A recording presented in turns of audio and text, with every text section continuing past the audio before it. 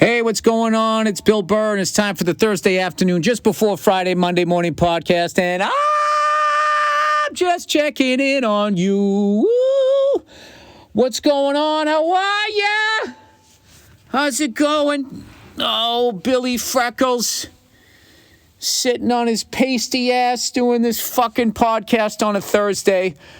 Much better mood. Much better mood than on Monday. Oh, my God. Billy fucking Blues Traveler there. Fucking head in the oven. Jesus Christ. You know? Face in the blender. Something. That's a big place to commit suicide, right? In the kitchen. If you had to do it, like top 5 appliances to kill yourself with. We all know stove is number 1. Right? They're like the Yankees. Most fucking championships, the most fucking deaths has got to be the stove. Right? I would say, what's another way to do it? Well, you could take the shelving out of your refrigerator, close the door, suffocate and cold. I don't think that's a good way to do it. Blender's too messy. Fall on a mop, right on the handle. I don't know. It's fucking dark, man. Yeah. Kitchen in the bathroom. That's what people do it. And it's funny. That's the number one thing that sells a house. Kitchens and bathrooms. And then, ironically enough, that's the number 1 and number 2 place where you might end up killing yourself in your dream house. Speaking of houses, congratulations on that corporation that snatched up 3,500 homes in Las Vegas. Bought up 3,500 homes just like that. Just like that. Just fucking bought them right up. Just when you thought the banks were going to take away the American dream of owning a fucking house, are the banks just tapping out now and whatever the name of this fucking corporation is? That's something you won't see either fucking Sleepy Joe or Crooked Donald. Those two dumb fucks, which evidently are going to be our choices. This is what fucking I just don't get. Do you remember when Donald Trump got elected? Can you remember that far back? And all the liberals peed themselves. And then all the fucking racist morons were like, it's going to be great again, man. Right? And nothing really happened. I remember when he got elected, there was people going like, this was fucking white people going, we're taking our country back because the last president was black. Now, what I don't understand was but the country elected a black guy 2 times in a row. So where were all those angry white people that didn't want a black president? The same way I don't understand is if Biden beat Trump the last time, then they're like, oh, he's coming this time. He's going to win. It's like, well, where are all those liberals that fucking voted against him? Where are they going to go? And then the Trump people are like, well, he didn't win it. They fucking stole it. And it's like, well, then why wouldn't they steal it again? None of it, it makes as much sense as the fucking prevent defense to me. All of these theories on why people get elected or why they don't get elected or why they're coming back, none of that shit fucking makes sense to me. I was joking last night on that Epstein Island list, everybody talking about this list that's coming out or it came out. It was just like, well, what was the fucking point of killing the guy if there was going to be a list? You kill somebody so the information doesn't get out. None of it fucking makes sense. Now there's a list. Ah, jeez. This is why I don't watch the news anymore. I am a simple man. Or maybe, just maybe I'm smart. And I realize that there is no fucking way you can have any sort of intelligent discourse about anything anymore. So, at least not over social media. You know what I mean? Somebody sent me a clip of that UFC fighter and that fucking liberal reporter going back and forth. And everybody, choosing up sides on that. And the whole fucking, it's just like, what just happened to just the fights? Like, why am I listening to political things? Why am I listening to somebody go, who did you vote for? It's like, it's none of your fucking business. And then, that means you fucking don't want to woo. It's like, back in the day, like, there was an unbelievably private question. None of your fucking business. And you didn't walk around saying who you voted for. You didn't bring up politics. You didn't bring up religion. There was a fight. Muhammad Ali would make up jokes and rhymes about how ugly the other guy was and that he wasn't going to win. You kept it racial. He made it very, very racial. Joe Frazier's and Uncle Tom, he did all of that shit, all of that. That's you kept it at that. And now it's all fucking changed. Where you got to walk around. Like, I saw this fucking jerk off when I was up in the mountains there. It said, oh, God, what did it say? First of all, he had a Trump bumper sticker, so he let you know who he voted for. And then it was like, California, born and raised. And it was just like, this is like so fucking like teenage girl, like, oh, my God. So I was born in California, born and raised. These are my favorite bands. I mean, all over this guy's fucking Jeep. It was like he was just letting everybody, like, he's so fucking interested. Like, I don't give a fuck where you were born. I don't give a fuck who you voted for. All I give a fuck is that when the light turns green, you go. And don't try to pass me on the right. If you're on my bumper, I'm not going to brake check you. I'm going to go over to the right, and I'm going to let you go by me. I've reached that level of maturity in my driving. It took 55 years, but I finally do it now. If somebody's on my fucking ass, I just go, you know what? They're in a fucking mood and they're going to cause an accident, but not with me. And I go into victory formation. I just take a knee. I just go right over to the right. And you know what? It's fucking liberating. Rather than getting into that huge fight. I saw that fight this morning. I was taking my wife out to coffee. This guy pulled out in front of me like a douche. I didn't beep at him. Like, all right. There was a move. And then he went into the left lane. It was a two-lane road. And then, cut off somebody else. And that person just got on the horn. For like a quarter mile. So the guy starts brake checking him, right? And what I loved, it was like, that could have been me. But I decided to not get involved. And now this guy's involved. And it's in a different lane. So now I'm getting a free show. This is fantastic. So I got to give a shout out to the guy that was brake checking him because he slowed down as the light was counting down. And I was going, Nia, watch. He's going to make this guy miss the light. And it's exactly what he did. He waited for it to turn red and then he punched it. Left the guy at the light like Axel Foley in the first Beverly Hills Cop. Remember? Ah, shit. Why do I always try to drink a full can of fucking water laying on my back? Stupid. Speaking of that, I was out at a restaurant with my children, and I made the rookie dad mistake. My son had a full drink with no top on it, and I moved it away from the edge, and I made the mistake of not moving it all the way where he couldn't touch it. And I looked away for like a second and a half, and then I just heard, and I looked over, and it was all over him. Oh, and then you gotta go outside, you gotta go back up to the room, you gotta change and all of that stuff. Fortunately, Nia was like, don't worry, I'll do it. And I was like, are you sure? She goes, yeah, this food sucks anyways. And it did.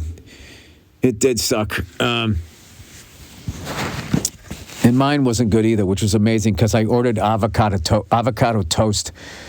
It's kind of amazing when somebody can fuck up a meal where literally the name of the meal is also all the ingredients. Mine is some salt and pepper or whatever. They put tomato on it. It wasn't bad. It just wasn't good. But like, I don't know. It was just one of those fucking places, You get excited if you're going to go out to breakfast. But then when it's like mediocre or even worse, bad, you just feel wronged. How did you don't even understand how it happened? Like, what happened? I do have to tell you, it's how do you fuck up breakfast? I mean, everything about breakfast is delicious. Bacon, eggs, potatoes, pancakes, waffles, French toast. I mean, coffee. It's the best meal of the day. Like, what could you possibly, how could you fuck these up? And all of those things, salt and pepper or butter and syrup, and it's done. It's seasoned. At the very least, the worst, it's just going to be really good. But every once in a while, you just go to a place and somehow, some way, they're going to figure out a fucking way to fuck it up. Eggs are runny, toast is cold. They're going to fucking try to get cute and put some weird ass spice in there. So they can seem, I don't know what, interesting? Don't be interesting, just be good. Just be good. Get the fucking job done. 4 on the floor. Just lay it down. Oh, I went to the gym today, threw the fucking weights around a little bit. Had a good time. Took my lovely lady out to breakfast after we dropped the kids off at school. My son is like a fucking AC/DC maniac now. He watched that clip of me jamming with some of the guys from Skid Row, Scotty and Snake. We played Highway to Hell, and my son's been walking around the house singing Highway to Hell, but like doing it in like a little kid way, like he doesn't quite sing it right. And then both my kids are singing the AC/DC song Walk All Over You, because I got to play that at Dean Del Rey's Bon Scott Bash. And I'm not gonna lie to you, I watched that clip like fucking 200 times. I was so happy with my drumming. Like, that's the best I've looked and sounded. And I also saw a lot of room for improvement and shit. So it was very, anyway, but now it's really funny because, like, AC/DC in the morning is, that's a lot. Now I can handle it because, I grew up on that shit. But Nia, oh my God, it's fucking hilarious. We'll be in the car. My son's like, Dada, I want AC/DC. What's an AC/DC, Dada? And my wife is not a morning person, so she's just looking over me. So I try to, you try to go easy. You try to go like Bon Scott, Ride On, like one of the few ballads they ever did. But we usually end up... like Brian Johnson is too much in the morning. You need to go Bon Scott. Especially early Brian Johnson. Oh my God. I mean, he's just fucking, I was belting me lungs out. Remember he says that? Well, about getting in the studio, I looked over my shoulder. I felt like Bon Scott was standing there. I just belting me lungs out. Fucking love that guy. So, anyway, been doing a lot of that stuff. And also, when I was at the gym, I was listening to Judas Priest. Here's a fucking... I know this sounds like really old guy shit, but all of you young people, this is what you're going to do. If you're lucky enough to live a long life, I don't give a fuck how much you pay attention to new music. When you go to the gym, you're going back to your teen years. You have to do it to get you to just get fucking pumped up to go to the gym. So underrated Judas Priest song, I would say, is Turning Circles. That breakdown part was going,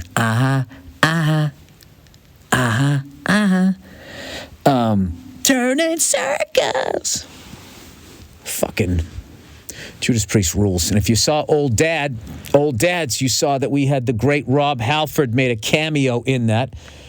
Can talk about that now. The movie's been out long enough. And I got to direct the scene via Zoom with him and C. Thomas Howell, two heroes of mine from when I was a kid. And it was like I got to work face to face with C. Thomas Howell. He was just salt of the earth, fucking great dude. And then Rob Halford, I only got to do that via Zoom. And he could not have been a cooler guy. It was awesome. You know, they always say you don't want to meet your heroes. Most of the times, they're fucking cool. It's just when they're not, it's so devastating. It kind of fucking, I think, wipes out all the cool moments that you had. But I'm trying to think. Like, I've only had a couple of times where I just had a bad interaction with someone. Kareem Abdul-Jabbar, but I kind of knew that was coming, and I knew not to approach him, but my wife just wanted a picture so bad. I'm like, this guy does not like to take pictures with people. Oh my God. Whenever I see his face, I just think like, oh, why did I go up to him? Anyway. However, that does not taint how I look at him as a basketball player. At all. I still think he's in the argument, him or Magic, as the greatest Lakers of all time. I stand by that. Anyway, that's my fucking 2 cents. And I'm sticking with it. I did some stand-up last night. I was playing with that Epstein Island idea and a couple of other things. It was just a really fun show down at the Comedy Store. Fahim Anwar's show, where he just does like all fucking new jokes and stuff up in the belly room. And it was kind of the perfect thing because I just wanted to fuck around. And guys, I'm not kidding you. I haven't even done another special. I already have like hour 20, 90 minutes, and I've written like another new 20 minutes. And when I tape my special this year, I don't give a fuck. Like 20 minutes of my act is going out the window and whatever. It's just going to be all the good ones. I'm a big believer in that. Because I had a buddy of mine go, well, now you're writing like a new 20 minutes. So like, what are you going to do with that other stuff? I was like, just fucking let it go. It'll pop up at some point on something. I don't know what, but like, I am a big believer in you do your best shit. And I always felt that way when, if you were doing like a 5-minute thing on Conan or Letterman or Comedy Central, or even like, when I got to host SNL, it's like you go out with your best shit. Don't save it for your special.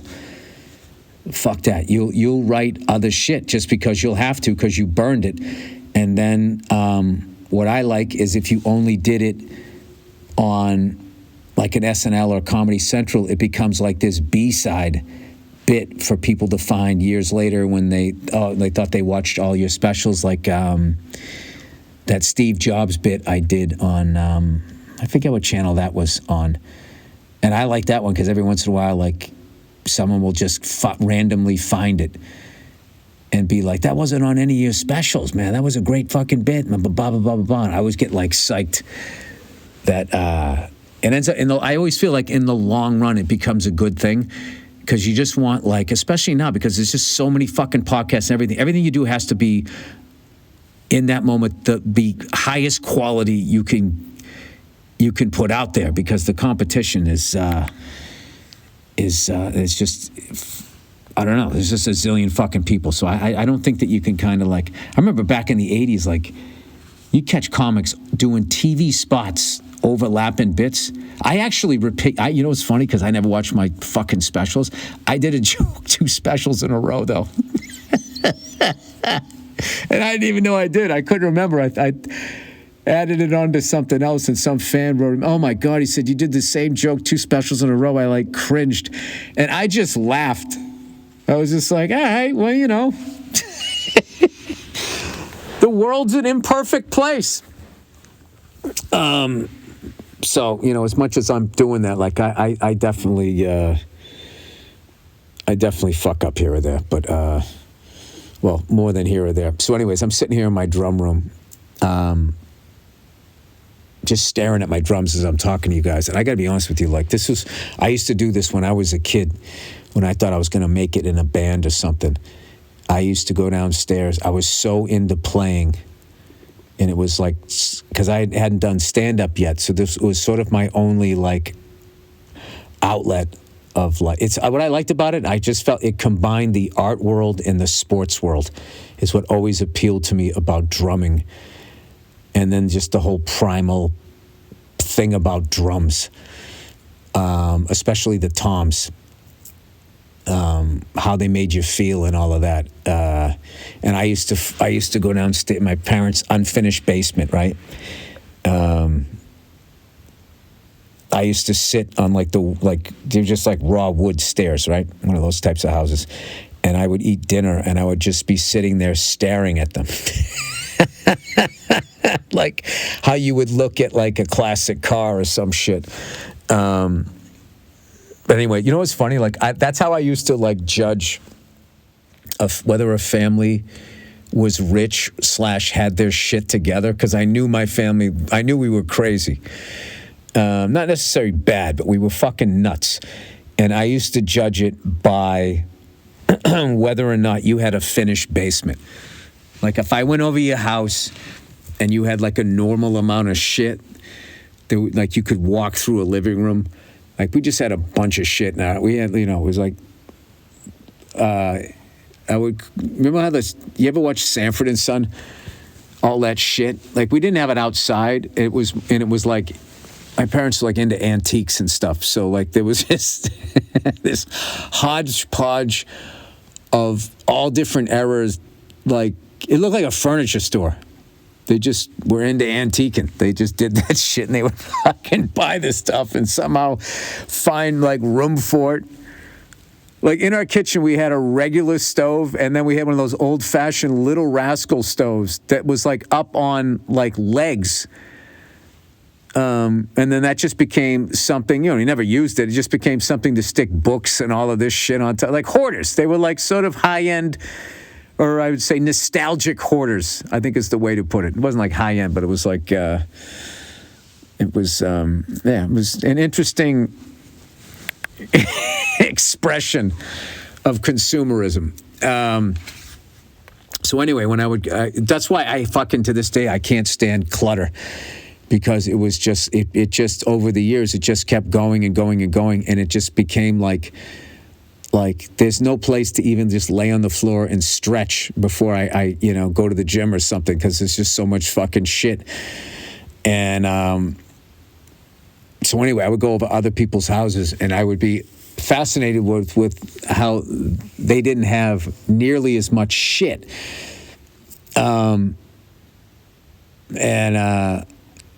And then you would go downstairs and they would have like a finished basement.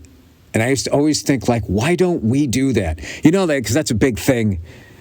When you were a kid, you'd go over to other people's houses and they always looked like they had their shit together. But my parents also didn't drink. And a lot of my friends' parents, you'd go over their houses and they were like fucking, they would still be getting blasted. And I thought that was a cool thing when I was young. And then as I got older, I'm like, well, that's probably not the best example to show. Like I was talking to one of my high school buddies, right? Like I still, talk to so many people that I went to high school with. Like I had a really, really cool graduating class. And I was talking to one of them and he was saying like, how by the time he was in the 5th grade, he knew how to make a Manhattan. He could make I could make a martini. I mean, what do you want? And it was just like, it was like one of the things, like when you had a kid, aside from like wanting to teach him how to throw a ball, it was also like you had a kid, so you had a bartender or a bartender. And they used to have like, I remember I would go over this kid's house and his parents would be watching the game and we would come in from playing like, baseball or football outside back when kids played outside and shit, riding bikes. And they would come in and they would be like, so-and-so, go make me a fucking, blah, blah. He wouldn't say fucking, but go make me this or whatever. And he would go behind the bar and I would just be fascinated with that world. Like, holy shit. Like his parents are over here fucking drinking. This is cool. And I don't know. It is still kind of cool. But it was a little too cool, if you know what I mean. There's something about it. Like, it's good. You're socializing your kids young, but also, I don't know. It didn't feel bad because alcohol was legal. Like if they were saying, hey, can you roll me a joint? That would have seemed like, holy fuck, am I on like, some narcos show? Because obviously it wasn't legal back then. But anyway, I'm sitting here babbling. Let's do some reads here for the week. And did I mention how I was listening to that Jackson 5 song, Dancing Machine, and James Gadsden plays the drums on it, and just what it's a masterpiece, what he plays on that. And I've listened to that song 100 times this week, and each time I hear something just a little that I missed. And I don't know. I know there's been documentaries about it, but that fucking time when they were those studio musicians just going around town, I still don't think that I know that they've done stuff about the Wrecking Crew. I always forget the names. There was the guys in Motown, and then there was the guys out here, Hal Blaine and all of those guys, and that woman that played the bass. I should know her name. She fucking played on all of these albums. My couple drummers that I've gotten to know have told me about it. One of my flight instructors, also an incredible piano player, he was involved in that scene, Randy Waldman. And he was talking about just going around town and how, like, there was so much work that he had, like, an open call to, like, some of these studios that did, like, commercial jingles. Like, if you can just going from one session to another, if you can swing by, he could just go in and knock out, like, a fucking, some sort of piano thing for a Crest commercial. And he would make money doing that, too. It was really just a really an amazing time. And now I think they just do it all on computers or whatever. But whatever. Times change. I'm not going to get depressed. I'm going to staying up. All right, look who it is, everybody. Look who it is. Oh, it's old Zip Recruiter. According to Forbes, January is the hottest month for hiring. Doesn't get any sexier than January. And business owners and hiring managers are on the hunt for top talent, which is no easy task. If you're currently hiring, you can probably relate. It's challenging to find qualified candidates. That's why you need Zip. ZipRecruiter's powerful matching technology finds the right people for your roles fast. And right now, you can try it for free at ZipRecruiter.com/Burr. Here is how why it's so effective at finding top talent. Immediately after you post your job, ZipRecruiter's smart technology starts showing you candidates whose skills and experience match it. To encourage top candidates to respond to your job post even sooner, Zip lets you send them a personal invite to apply. This month, find the talent you need to fill all of your roles with Zip. See for yourself why 4 to 5 employees who post on ZipRecruiter get a qualified candidate within the first day. Just go to this exclusive web address right now to try Zip for free at ZipRecruiter.com/Burr. Again, that's ZipRecruiter.com/Burr, BURR, ZipRecruiter. The smartest way to hire. That last one was a baby bird calling for its mother as a different bird of prey lands near the nest, and it has a feeling that its feathers and its days are numbered. Anyway, all right, that's the podcast. How about those Buffalo Bills? Those fucking assholes. I decided at the beginning of the year, I was like, I don't think the Pats going to be that good. All right? I know I'm going to get my hat broken. I didn't see Bill Belichick leaving at the end. I am so relieved that is over. I'm glad that happened swiftly and, dare I say, eloquently. It all left on good terms. He had a nice press conference, and then they immediately had someone fill the role. I thought the whole thing was done is they ripped the Band-Aid off, which I thought was great for everyone involved, including the fans. So I decided that I was going to cheer on the Buffalo Bills. Let's cheer these guys on. They haven't won. Let's finally, get Buffalo a goddamn championship already, right? And then I experienced what it was like to be a Buffalo Bills fan. It's just like, I don't need this shit. So I kind of walked away from in the middle of the season. And, it's like, I don't need to take this on. I'm just like, because as I said, like, there's something, when your team sucks, like the regular season sucks. But I will tell you this, the playoffs are fantastic. because I can just enjoy these games. I don't have to sit here and die 1,000 deaths rooting for my team. My team is fucking long gone out of it since, like, mathematically, probably since the second week of fucking October it was over. So I can just sit here and enjoy this. So I'm an underdog guy. So Bills have never won it, even though they sort of underperformed. Who gives a fuck? It's the second season now, and they're 1-0. So I'm rooting for them. I like the Texans. Who else? I can't root for the 49ers because they're the favorites, I feel. And Jesus Christ, the fucking Eagles. At least they put their fans out of their fucking misery.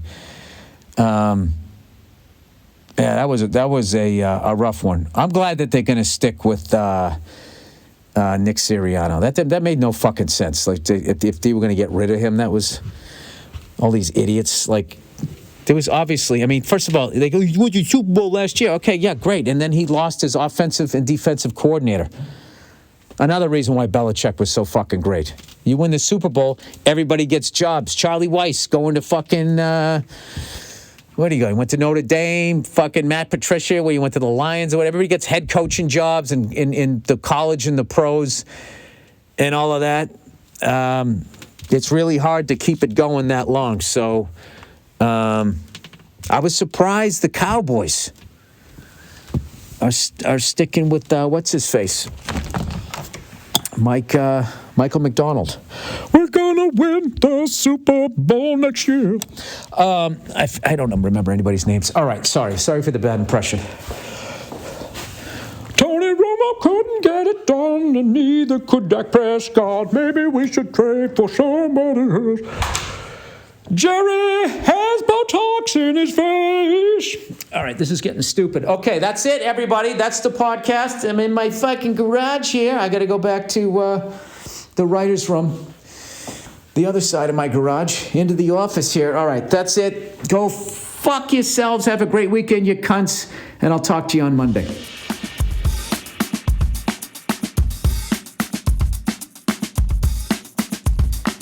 Hey, what's going on? It's Bill Burr. It's time for the Monday Morning Podcast for Monday, January 18th, 2016. How's it going? How are ya? I am recording this Sunday afternoon and in Vancouver, Canada. Doing 2 shows here tonight. It's halftime.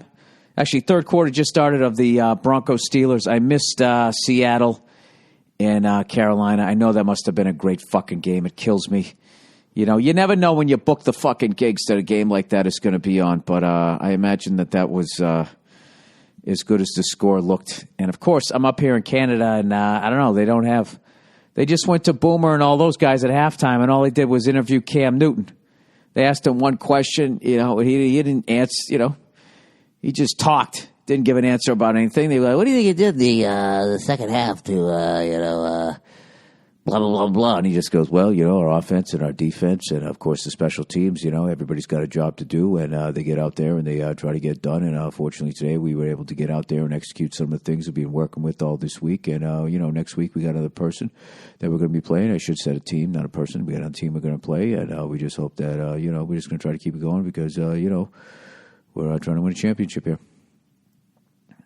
And by then you're just like, what the fuck did I even ask you? I wonder if, because athletes, anything they fucking say, they're going to take it out of context. So they get trained to just answer and not say anything, just like a politician. I wonder if you can fucking turn that off. If you stay in the league long enough, if you drive your wife nuts, honey, do you know where my shoes are? Well, you own a lot of stuff, and sometimes that stuff gets misplaced. But all you can do is just try to fire on all cylinders and try to find the things that you can have. And if you can find them, you can find them. And if you can't, then you got to move on to the next thing. But, as always, I'm always looking towards next week and another thing that's going to be lost. And if it's lost, we're definitely going to do everything we can to find it, the offense, defense, and the special teams. You're not helping me. Anyways, so I'm up here in Vancouver. God damn it, it's fucking beautiful up here. Fucking gorgeous, man. Especially when you live in, where the hell I live, which was not designed to have really anybody living there other than, I guess, maybe some indigenous people sending smoke signals, Probably sending smoke signals that, can you find any food? Because we can't. I'm sick of eating snake. And do you want to get the fuck out of here? How the fuck you do that with smoke signals? It must have been pretty goddamn simple, right? The smoke signals, if they even did it, or is that just another Hollywood thing that they threw a I mean, how do you even fucking do that? I guess obviously you got to put the fire out, right? Oh, how the fuck would you do that, All right, one big puff of fucking... So you got to know what kind of wood to burn. What a pain in the ass. Jesus Christ. You know when you get lost remember getting lost at the mall before a fucking cell phone? That was unbelievable. Forget about back then. If you get lost, you were fucked. Hey, anybody see... what the fuck was that guy's name?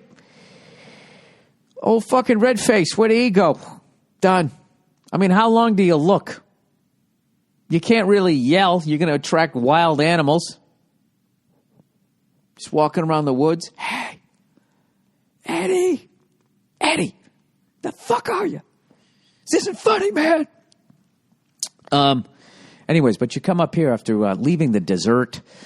Whenever I say the desert, I always think of that great Greg Giraldo, rest his soul joke, where he just did that whole thing about how eloquent the notes were that soldiers wrote during the Civil War,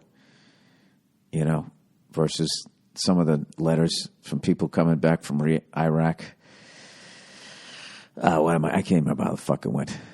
It's really hard to be out here with your ball sticking to your leg out here in the desert.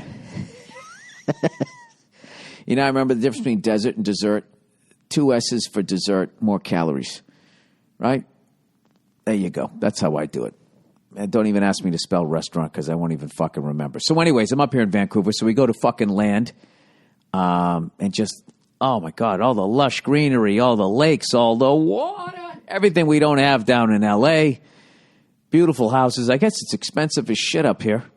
And they were saying how a lot of Asian people, not indigenous, foreigners, they got to get rid of their fucking money. They got to wash their money, or I don't know what the fuck it is. Their government's going to take it all. So they use this place up here like a Swiss bank, and they buy like super expensive places for cash, which drives the housing market up. It's fucking nuts, man. Anytime you go to another country, you just hear the shit that they're fucking dealing with. You always think like you come up here, Canada's going to have no fucking problems. You watch one Michael Moore documentary that just gives you a complete like misinterpretation of what the fuck is going on up here. So I guess they had to make some sort of law that you couldn't do something like that. I can't remember what the fucking person told him. Went all the way to the fucking Supreme Court. There was like a group of people from Asia that were so rich that they actually sued an entire country for not letting them either come into the country or buy a bunch of shit over here that drove the housing market and stuff up or something like that, or buy their citizenship. I can't even fucking remember. But that's the charm of this podcast. I get a little information. I barely remember half of it, and I just fucking run with it. That's all. So anyways, so it went all the way to the Supreme Court, and then they were just finally like, yeah, you kind of have to be from this country for us to give a fuck about you, to like win a lawsuit. So, see you later. And it ended. I guess the lawyer for them knew the whole way going all the way up that it wasn't going to happen. They weren't going to win it. He just took their money. He probably had to sit there and work on his, I'm disappointed we lost Two-Face, as he took all their fucking money. But anyways, so let's talk about NFL football.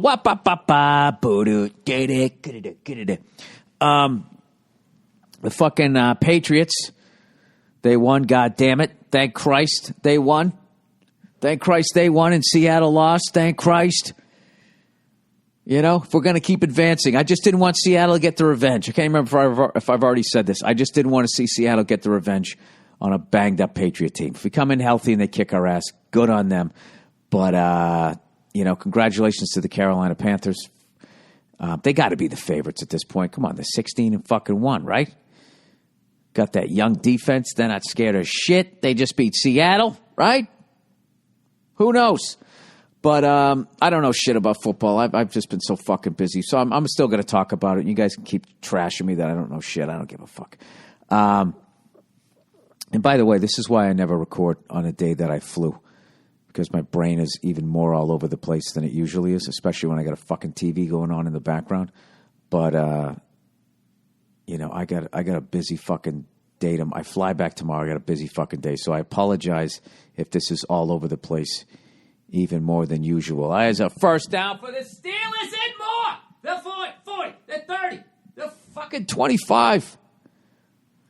I hope somebody else up here gives a shit about NFL football. I know their CFL ends in is it the end of November?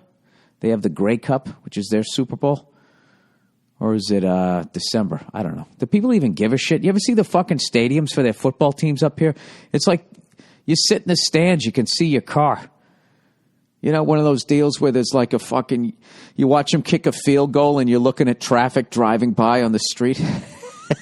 Like those old school football stadiums from like the 60s and 70s, where they would have like the horseshoe-shaped stadium, which was, I think what happened with football stadiums was when there wasn't that many people and also the leagues were small, they just had people sitting on both sides, right? You had the home side and the visitor side, and that was it. And then as there's more and more people, population got bigger, the leagues got bigger, then they built end zone seats that connected both sides. And I think they just did it on one side first. Then you had the horseshoe, right? Like the fucking Broncos played in, the Buckeyes. The Buckeyes still call it their horse. They still call it a horseshoe, even though they fucking closed it in. And then eventually there was people did so much fucking that they had to close, and there's so much ESPN that got everybody fucking interested in it that isn't even interested in it. Then all of a sudden Beyonce's singing at fucking halftime, and there's a bunch of people in the crowd that are excited by it, a fucking old-ass Rod Stewart. Who the fuck they dragging out? They always either go with somebody young or they just fucking drag somebody out who's on their last fucking legs, like their last big payday, They just fucking wheel them out there. Who are they going to do this year? Night Ranger? It's either going to be like Night Ranger or Drake. That's what I'm guessing. Oh, wait, I think it is Beyonce. I know because Nia wanted to go to the Super Bowl because Beyonce was there. I'm like, why don't you go see her in concert? You going to make us go to the fucking Super Bowl and then we're going to watch her lip sync one fucking song? How the fuck did Sean Penn interview that drug lord? How do you do something like that and the government isn't like, hey, we're trying to find that guy? And you're sitting there palling around with them? Probably bought him like Fast Times at Ridgemont High DVDs. Right, for his underground lair. Dude, I love Sean Penn as an actor, but how out of your fucking tree are you that you're going to go and interview that fucking guy?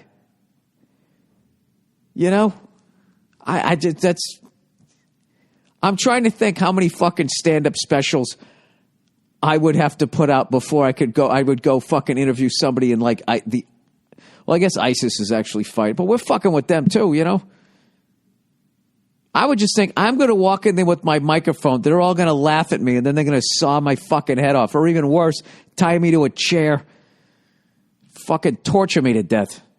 That's insane. Hey, good on him. Also, I don't understand. Is it El Chapo? That's his name. He sounds like such a gentleman, huh? El Che. He's a good chap. El Chapo. I don't fucking get it, man. What are you doing? Why did he go down there and interview that guy? And like how well does Sean Penn's movies do? That drug dealers on the run. He's on the run from our government, right? Isn't this the guy who escaped? I don't fucking know. You know what's going on is my fucking internet won't let me sign on. So I can't fucking see anything. I can't see the fucking highlights. Nothing. While I'm up here is I fucking got one goddamn channel and a bunch of Tim Horton fucking commercials, which is their Dunkin' Donuts. See if I can sign on here. Isn't El Chapo the guy that that keeps escaping from jail? Is that the guy? El Chapo. Come on, man. Come on. This connection is untrusted. Ah, Jesus Christ. It's probably some psycho from Alberta trying to hack in here. That seems like they're Texas to me when you're up here. It's all fucking oilmen and ranchers and shit. And then you got Edmonton. Edmonton seems like it's nice. You know what I mean? Like that's their like business hub. You know, I'm totally judging these just by doing like driving through and doing a little bit of stand up out here. Like when I did stand up in Calgary, great people, but fucking animals. Jesus fucking Christ. They were animals. I don't know if it's because the place that we performed at, there was like no carpeting or nothing. They were fucking, I think it was also because it was bring your own beer. Fucking animals. I would never fuck with anybody from Calgary. I saw the way they behaved when they were in a good mood, excited for a show. Don't ever fuck with anybody from Calgary. I went to Edmonton. It was civilized. Calgary. Jesus Christ. They had everything but a hooker swinging from a swing. You know, back in the old days with the saloons, where they had the whores, you know, way overdressed. Once again, it might just be a fucking movie thing. So much of my history is based on that. By the way, I can't get on the fucking internet, but for some reason, I can fucking I can do it over the I could do it on my phone. Let me look up El Chapo here. Like I said, he sounds like such a chap. I just think like that English thing. Yeah, well, Chapo, he's a Mexican chap. How Mexico secretly launched a crackdown after Penn met El Chapo. How El Chapo was finally captured again. That was 1 day ago. Will El Chapo rat out rival cartels, corrupt officials? It's got to be a lot of stress being this El Chapo guy, huh? Joaquin Guzman. You know, I got to say, he looks like a Mexican Robert Blake, like during the Beretta years. Now when he says, yeah, that's me who's also on the phone, and then starts laughing. This is when you know you lived a fucking crazy life. This is just the front page of this guy's, if you search this guy's name. How El Chapo was finally captured again. Will El Chapo, I read those. El Chapo Guzman. Sean Penn talks about him. El Chapo had erectile dysfunction surgery while on the run. Well, that's nice to know he took a pit stop, you know. Guy takes care of himself. How nervous was that doctor working on that maniac's dick? El Chapo speaks, Rolling Stone. Sean Penn has terrible regret about meeting El Chapo. Well, what did he think he was going to meet? He's going to get some fucking Sherry's berries? The hunt for El Chapo. Joaquin El Chapo Guzman, the truth about the jailbreak. There's nothing here about an older, wiser El Chapo. Puts out a little singer-songwriter. Jesus fucking Christ. Dude, you don't realize how fucking finished we are? Just as a race.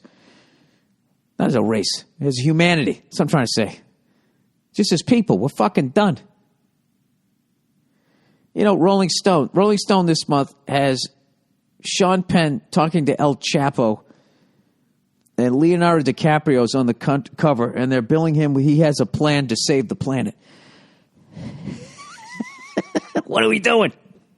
What the fuck is our government not doing that A-list fucking actors have to talk to drug lords and try to save the planet?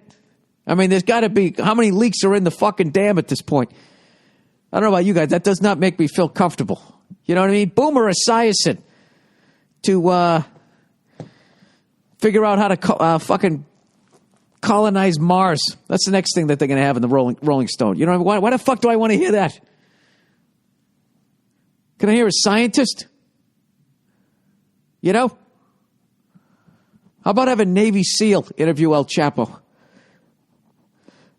I don't know, Bill. How about you shut the fuck up? All right, I will. I don't know. I get unsettled. Then I have problems with digestion. I can't even remember what the fuck I was going to look up. What was I initially looking up before I got to El Chapo? Jesus Christ, some of the stories on that guy. You know, it's right up there with that fucking Rod Stewart rumor from way back in the day. Remember that one? I can't even remember if Rod Stewart. Yeah, they found like a gallon of jizz in his stomach. His stomach had to be pumped. You know, a gallon.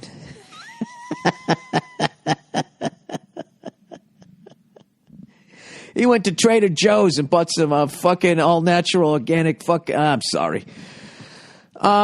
He got a gallon of it. No, he went to, what's that place where you buy everything in bulk? Those fucking whales are pushing around those pallet jacks buying Cheerios. You got to get a membership to it. It begins with a C. It's not Cunties. What's the name of that? I never go to the fucking place. Once I had to go in there and get a membership. They wanted all this fucking information. Oh, Christ. What the fuck is it called? Not Coat Check. I'm never going to remember it. You know what I'm saying. That just kills the jokes, Bill. When you can't remember the fucking references, it absolutely kills it. Costco. He went to Costco. He bought up one of those big fucking gallons of fucking jizz. And on a dare, he chugged it.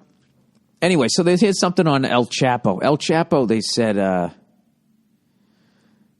can't remember, like just fucking killed this person's whole family, took their kids, and somebody, this is why I don't believe it, like took his kids and then flew them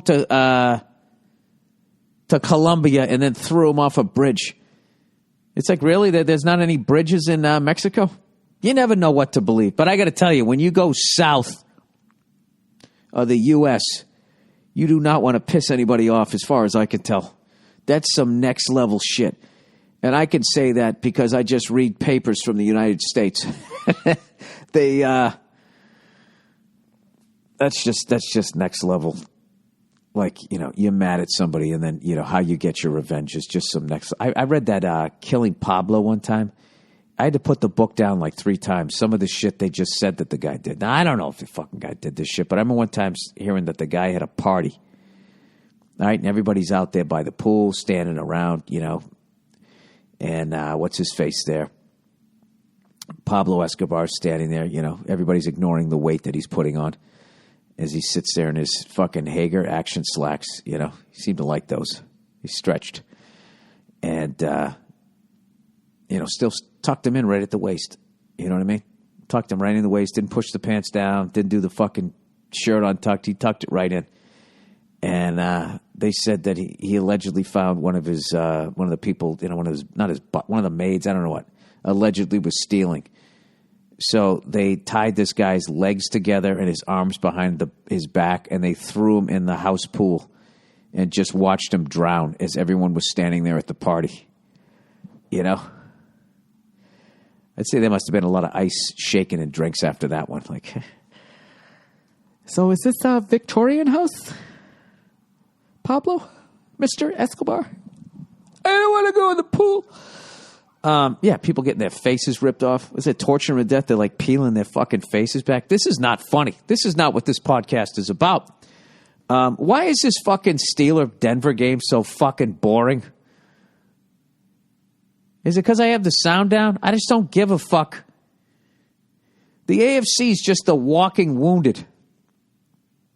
Roethlisberger's a fucking man. Look at the guy just getting bumped by linemen. He stays in there. That guy, he has like fucking... He stays in the pocket like Steve Grogan used to stay in the pocket. Did anybody remember that? Any old Pats fans out there? You'd fucking sit there. This is back when you could hammer a fucking quarterback. Drive your helmet right under his chin and then lift him off the ground and pile drive him into the fucking AstroTurf, which is like getting tackled in a parking lot that's been painted green. And Steve Grogan, I remember, he would go back for a pass. This is back when he had that fucking neck brace.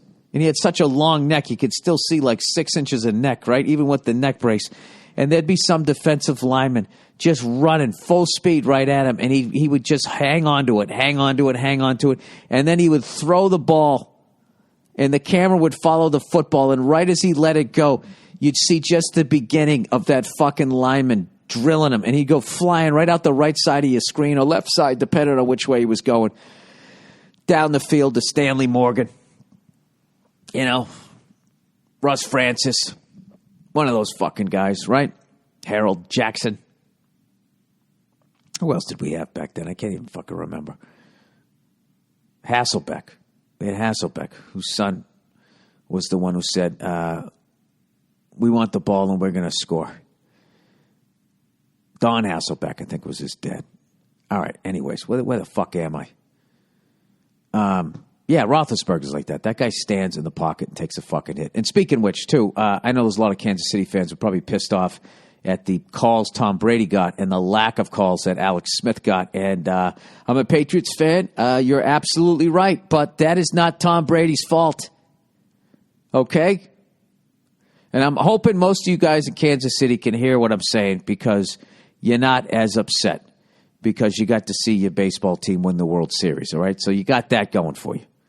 Half of your professional teams won championships this year. That's pretty fucking good, right? Tom Brady earned those calls, okay? If you want Alex Smith to get those calls in the future,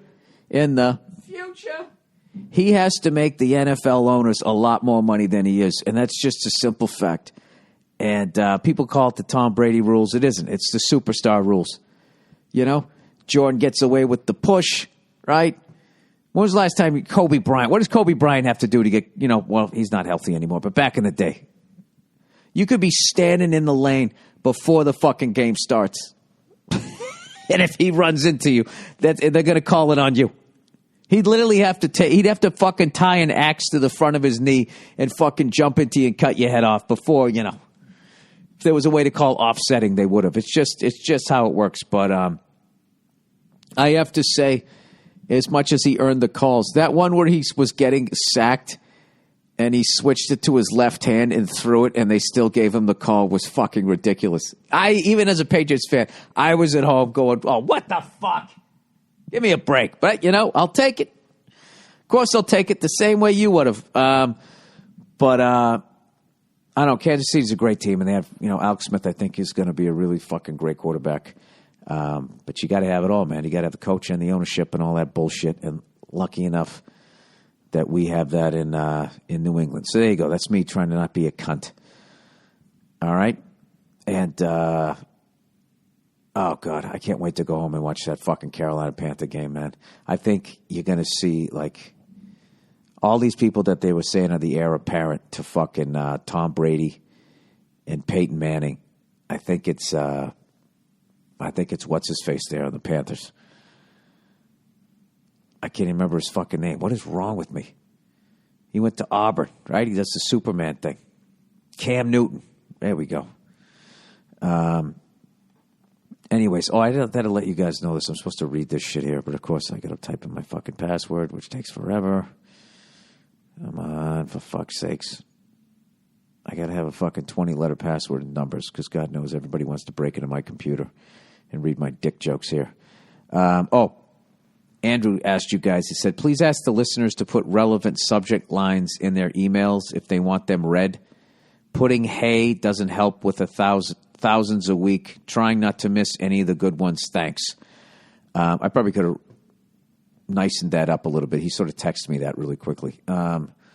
Yeah, so if you guys have a subject, whatever, anything, fuck Tom Brady rules or something like that. If you just do that instead of writing hey, ... and then in the email be like, what the fuck was with those calls? You know what I mean? Oh, Bill, we get it. Also, if you'd like to follow the Monday Morning Podcast on Twitter, it's at the MM Podcast.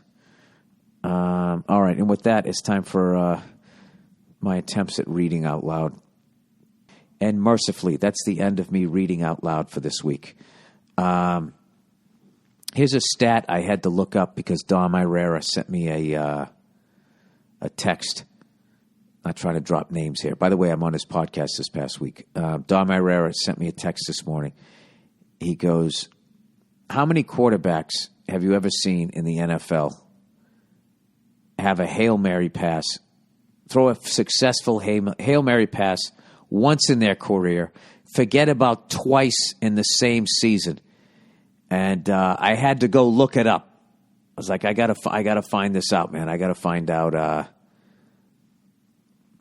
if anybody's ever done it. Because I was like, there's no way anybody's done it in my lifetime of watching the last 30-something years of watching football. Holy fuck. I've been watching football for 38 years. Oh, my God, I'm old. I started watching it religiously in about 1978. Yeah, about that. 78, 79. Jesus fucking Christ. Put it this way. The first Super Bowl I watched was Super Bowl 12. And they're at 50. So there you go. Wow. This is going to be my... what would that be? My 51st, you fucking idiot. My 39th Super Bowl. 50 minus 12, plus I watched 12. Right? Yeah. So there you go. Yeah. There's a lot of people right now actually think I'm wrong, but it's true. It's my 39th I'm going to be watching. Anyways, let's plow ahead here. So I looked it up. Successful Hail Marys. Okay? There's only one guy that I saw since they started keeping the stat in 1975, at least on Wikipedia. I didn't go to the footballreference.com, which I love. The one guy who's ever done it twice since they kept the stats in 1975, Steve Bartkowski. Steve Bartkowski. And there's no way to picture Steve Bartkowski and not have this song go through your head. Believe it or not, I'm walking on air. I never thought I could be so free. Throwing the ball to Billy White Shoes Johnson and to another guy. Yeah, he looked like the greatest American hero. He did it in 1978 against the Saints, and then he did it again in 1983 against the 49ers in the NFC West, which back then was only 4 teams. It was the Los Angeles Rams, the New Orleans Saints, the Atlanta Falcons, and the San Francisco 49ers. The quarterbacks were Steve Bartkowski, 78. Steve Bartkowski, Archie Manning, and then I think they had a quarterback controversy. Pat Hayden, Vince Ferragamo, back and forth. Before Vince Ferragamo tried to take the money and went to the fucking CFL. Oh, Jesus. Never saw him again. And it would be Steve DeBerg or Jim Plunkett in 78. I did this with fucking Joe Bartnick one time. We tried to name all the starting quarterbacks in the NFL in 1978. We went around the league. So I think it was AFC East was Burt Jones, Bob Greasy, Steve Grogan, Richard Todd, and Joe Ferguson for the Bills. Then it was Terry Bradshaw, Dan Pastorini. Who the fuck was quarterback for the Browns? It was either Mike Phipps or Brian Sipe. And then the Bengals was Kenny Anderson. Kenny the Candle, as Collinsworth said. They call him Kenny the Candle because one blow and he was out. You ever see that one on NFL Films and they cut to Kenny Anderson? He's like, oh, fuck Collinsworth.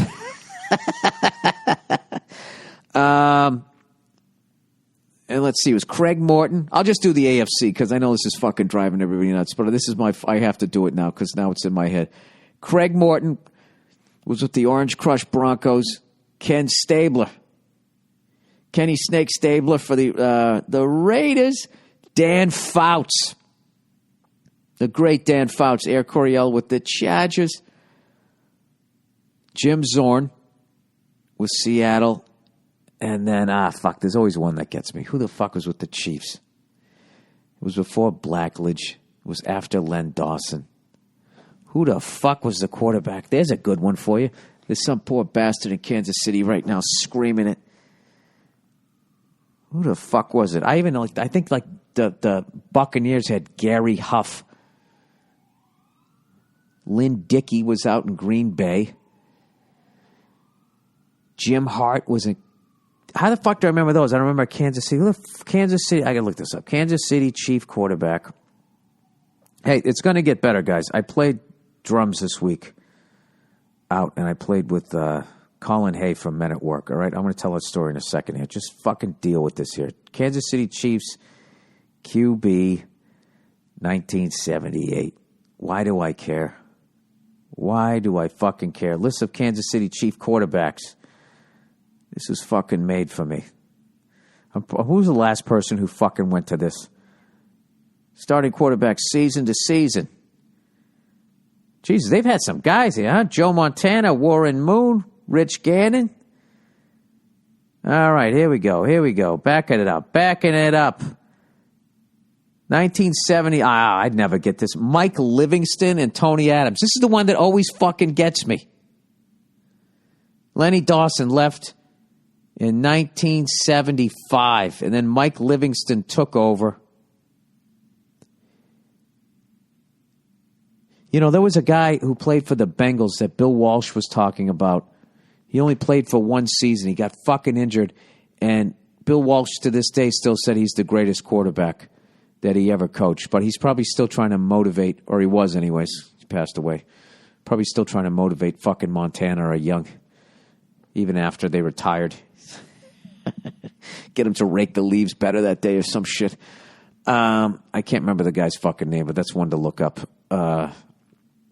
Anyways, so yeah, this week I did a Greg Barron's show at Largo, and it was one of those things too. It's not quite like the goddamn Comedy Jam. This is one where they actually have people, for the most part, it's musicians coming out and telling funny stories. And this is something that Greg did a number of years ago, and he's brought the show back. And so anyways, let me get the lineup here so I don't fuck this up. I did take a picture of it. I'm so fucking disorganized. I apologize. All right, so it was Colin Hay, Tom Morello, myself, and Chris Fairbanks, another comedian. So it was two comedians and then two musicians. And I got to play with the band, told some stories, and I got to play with the band. And then afterwards, I got to play with Colin Hay, and we played Who Can It Be Now, which was just beyond a fucking thrill. He was the nicest fucking guy, so generous to let me play. And he had this really cool way that he wanted to bring me out. He goes, he just went out there and he was telling stories. He was fucking hilarious. And then he just randomly goes, you know, and I had the weirdest dream last night. I was dreaming I was, playing a show. And I was playing, Who Can It Be Now? And the crowd claps because it's such a huge hit. And he goes, the weirdest thing, Bill Burr was on drums, And I just waited a second. Then I just walked out and sat down. Everybody started laughing. And then he told this great story. I'm not going to repeat the story just because it's his story. So I'm sure if he wants to tell it on a podcast, he can. But he tells this fucking hilarious story that ends with the word cunt. And he told me, after I say cunt, basically you do the drum fill intro and then we'll go into the song. And then we played it, and it went off pretty good, man. It actually, I don't know. It's fucking unreal, man. I played like 20 years by myself in a rehearsal space until it finally dawned on me that I'm supposed to be out interacting with other fucking people. So now, then I've kind of opened Pandora's box. I told you, I made this rule that I'm not going to ask to sit in, but if somebody asks me to play, I'm going to fucking play. All right? That includes if I come to your town and if I'm drinking at a bar, if I go out to a bar and your local band is playing, if you come up to me and ask me to sit in with your band, I'm going to fucking do it. All right? And this is a warning.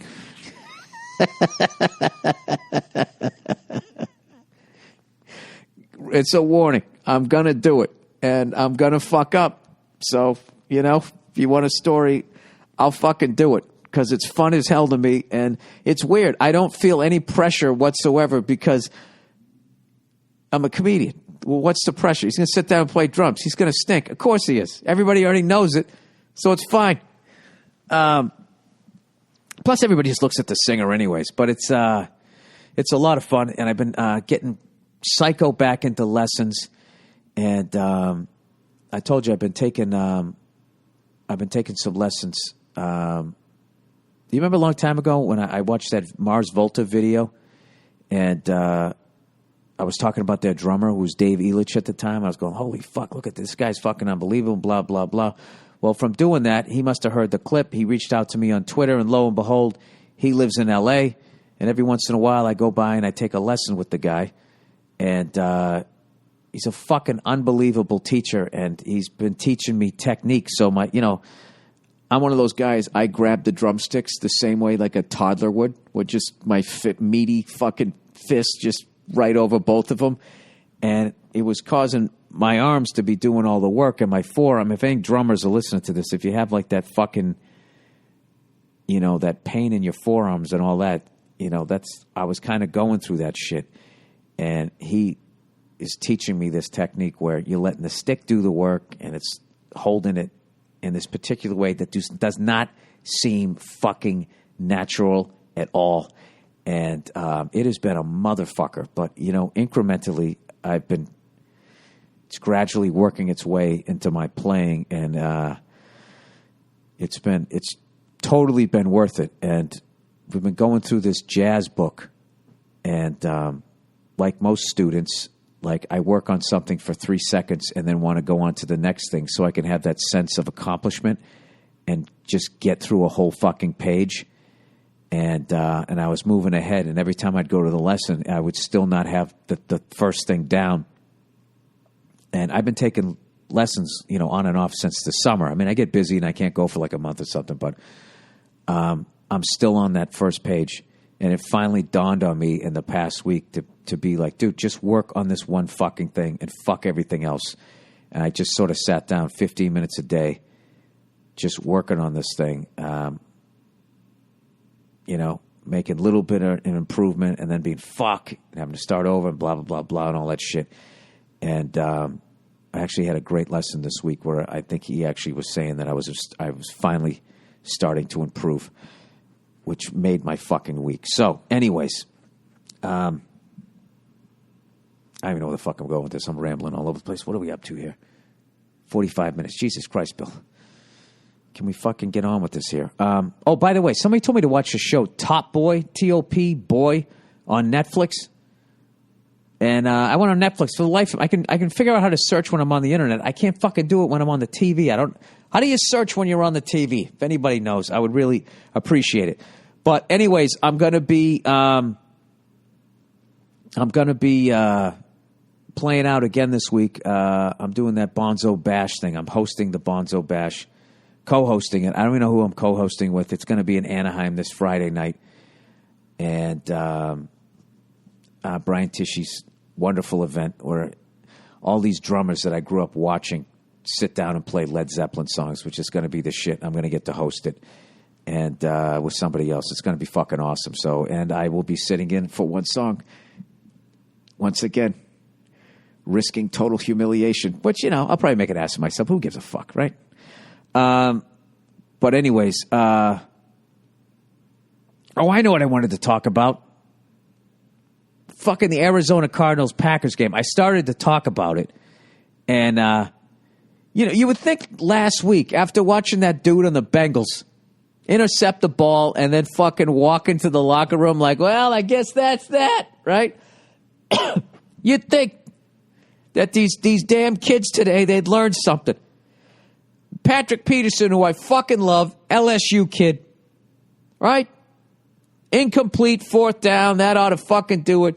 2.5 minutes left. This guy's walking down the sideline, waving to the crowd, doing damn near blowing kisses to the crowd like it's over when he's playing the Packers and Aaron fucking Rodgers. Fucking hilarious. 2.5 minutes of football left, and he's walking around doing that. And what happened? 2 minutes and 25 football seconds later, he gets beat on a jump ball in the fucking end zone on a Hail Mary to send it into overtime. Fucking unbelievable. How many times is somebody going to fucking do that? How many times are you going to run down the field? You got the football. You're not past the goal line. You already start holding it out. And Don Beebe slaps it out of your hand, or you fucking, you spike it over over your back. That one where you throw it down over your shoulder, and you big toes across the end zone, but the ball isn't. How many fucking times are you going to see people do that? I just don't understand why. I don't get it. So, anyways, let's plow ahead here. All right, here's some of the questions or the letters for this week. All right, pasta. Bill, if you want to get good at making pasta, of course I do. Begin with Gennaro Contaldo's videos on FoodTube. All right. I don't know if I probably didn't say it right. It's Genarro, and then the last name is Contaldos. No, D-O''S, Contaldos. The guy taught me so much, I even wished him a happy birthday. Also, pay attention to sorts of flour you're using. Cheers to you and your Mondays. Yeah, what's going on? Some people use flour. Some people use that semolina. Some people use a mixture of both. I tell you, I like doing it. I think it goes back to when I was a kid. I was one of those kids that liked playing in mud puddles. You know what I mean? So it was, there's just something about that. I think that's why I like making like pie crust and shit like that. It's just a big gooey fucking mess. It's fun. But I'll definitely, I'll check that out if I can get online here. All right, cooking Asian food.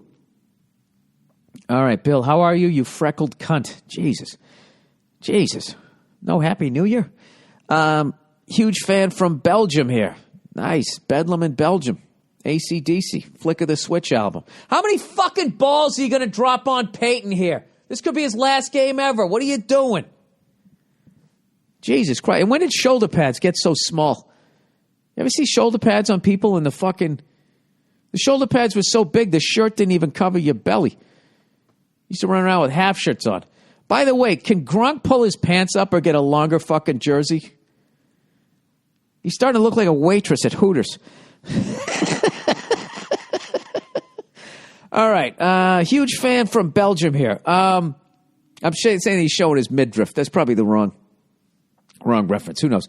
You know the little ass country that people know about because of Austin Powers? Oh, I thought I knew them from. I thought that's not Brussels? The Muscles from Brussels. That was the guy who used to. Who's the guy who used to do the splits? The fuck is the guy's name?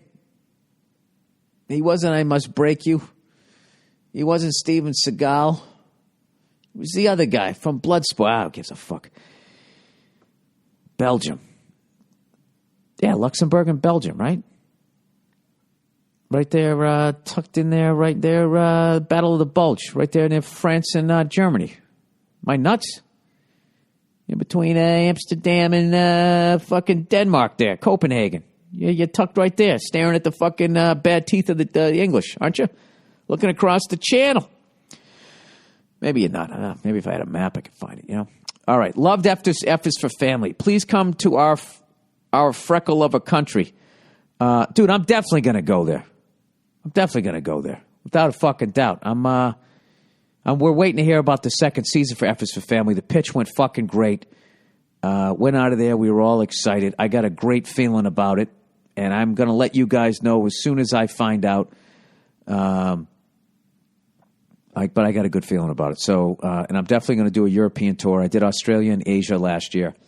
So this time, it's time to head the other way. I'm going to do Europe this time, and I want to hit all the countries I've been to. I'd like to add a few more, and I also want to do a little bit of Eastern Europe. But if we do get a second season, I don't know how many episodes that would be. I would think it'd be at least 10, and then, we got to sit down and write them. And if we want to make it as good as the first season, and even better, which of course we do, it's going to take a lot of time. So I got to kind of figure out, once they give us the yay or nay on that. But like I said, I got a really, really, really positive vibes, a lot of laughs in the room, and which is always good. So anyways, the guy says, anyway, I've heard you talking about cooking more Asian food. Oh, wait, this is a different one. It's the same guy, sorry. This is the same guy from Belgium. He goes, anyways, I've heard you talking about wanting to cook more Asian food on your podcast. Since I love cooking as well, please allow me to recommend you some. Korean cuisine has a lot of spicy food. Oh, yeah, kimchi and all that stuff. Yeah, I've been to those Korean barbecue and all that stuff. I love all of that stuff. But it's just so different from the stuff here. I'm really intimidated about cooking it, which is so stupid, If I'm afraid of it, I should just sit down and be like, okay, let's start with something easy. How do you make the sticky rice? If you could just make sticky rice alone, that's the shit, right? That's the best fucking rice there is. I don't want to hear anybody tell me it's not fucking healthy. I don't give a fuck. It's fucking delicious. Korean cuisine has a lot of spicy food, which is great for losing weight, since you tend to be full more quickly and drink more water, plus a lot of other health benefits. If you are interested, please check out, I can't. It's MAANGCHI on YouTube. Oh, I got to do this. I guess this is a lady. She's a Korean housewife who is funny as hell and teaches you. You said learns you how to cook. It's teaches you how to cook. Great traditional and overall easy recipes. Now you got to teach me some Belgian words. I gave you one there, huh? Recommendations are Belgian words. Belginium. Recommendations are spicy pork stir fry, ginseng chicken. I don't know how to say this. It's Jajameong. Jajangmyeon? That sounds like an annoying character in fucking Star Wars. Which is black bean sauce, noodles, some other shit that I can't say. Korean barbecue, which I bet you've had before. Yeah, I have. What is that, the hacky American thing? I've had Korean food. I went to Korean barbecue. I literally just said that. Japanese cuisine is mostly salty, sweet, and umami.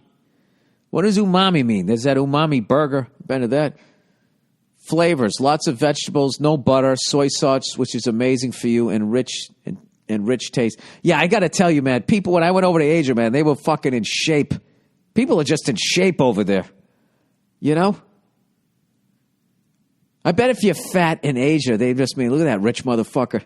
He must be traveling. He's got enough money to get to an Applebee's. I'm too tired. I didn't want to say Applebee's. Applebee's is not a fattening place, is it? What's a good... Oh, Jesus, Bill, just wrap up the podcast, okay? If I'm going to be this off right now, what the fuck's going to happen when I go to do my shows tonight? All right, now, Chinese food, I don't know a lot about. Cool to know is that Chinese food in the States and Europe is not actual Chinese food. No, it isn't. That's their surreptitious way of trying to fucking kill us. That's what they're trying to do. They know we have the bomb, right? China is attacking us on two levels right now. Giving us food that's going to give us a heart attack, and they're going to fuck with our economy somehow. Somehow we're tied in with them, and they're going to pull the fucking rug out.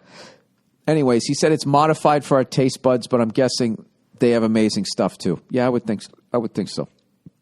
Oh, fuck, am I getting the hiccups here? Thai and Vietnamese food is mostly spring rolls. Jesus Christ, you're going through the whole continent here. Let me get some water. Ah, fuck. Completely missed the glass. Fucking bad angle here. Lastly, Thai and Vietnamese, mostly spring rolls, spicy curry. I love how a guy from fucking Belgium is telling me about Asian food. Are you at least Asian? Lots of coriander, which I personally detest because it tasted of dishwasher product. Lastly, if you really want to go hardcore, try out North Korean food.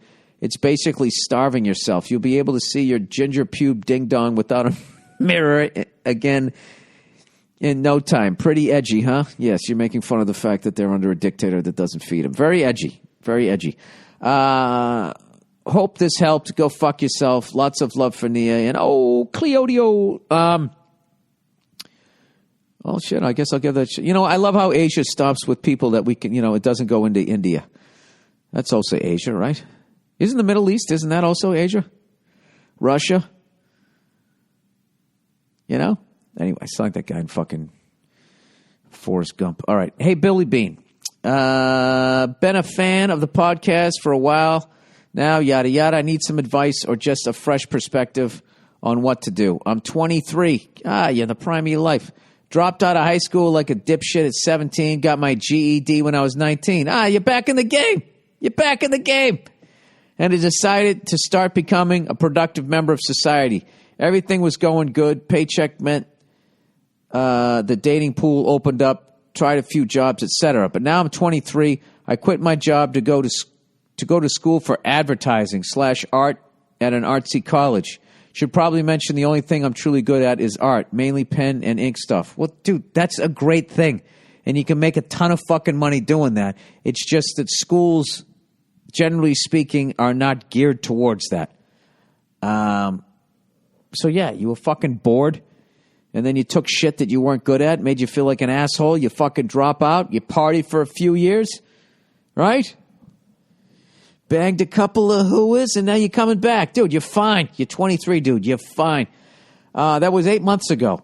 I missed the sign update and just lacked the general knowledge / support on going about it. I spent 6 months grinding the living shit out of drawing, trying to achieve something I might be able to take some pride in. Didn't work.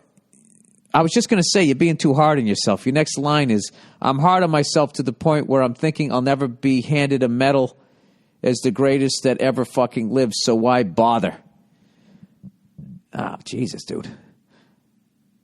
Well, listen, Richard Pryor is the greatest of all time, and I'll never come close to that guy. That's not going to stop me.